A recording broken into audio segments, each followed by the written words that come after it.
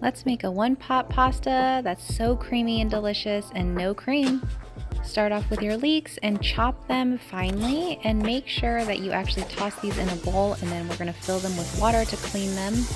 It gets all the dirt out of the leeks, totally essential. Turn your pot on medium-high, and we're going to add the garlic, olive oil, and leeks.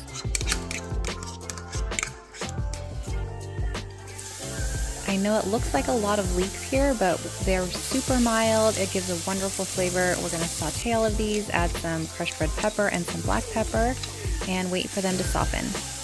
Leeks are actually a wonderful source of the prebiotic fiber inulin, which is great for gut health.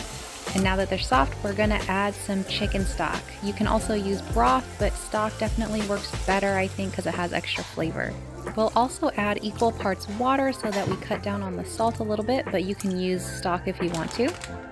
Today we're going to use lumaca regata, which is Italian for snail, because of the shape of this pasta. It's actually pretty amazing. It captures a lot of the sauce. I love this shape. We're going to let the pasta absorb all of that liquid, and it's actually going to make a really beautiful sauce.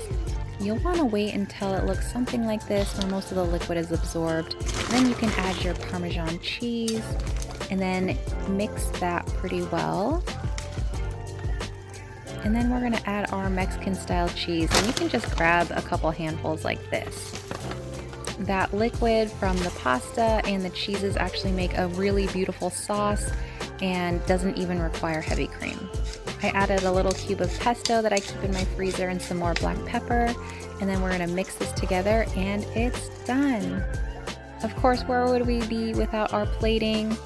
And then add a vegetable on the side and you have something healthy and delicious. See you next time.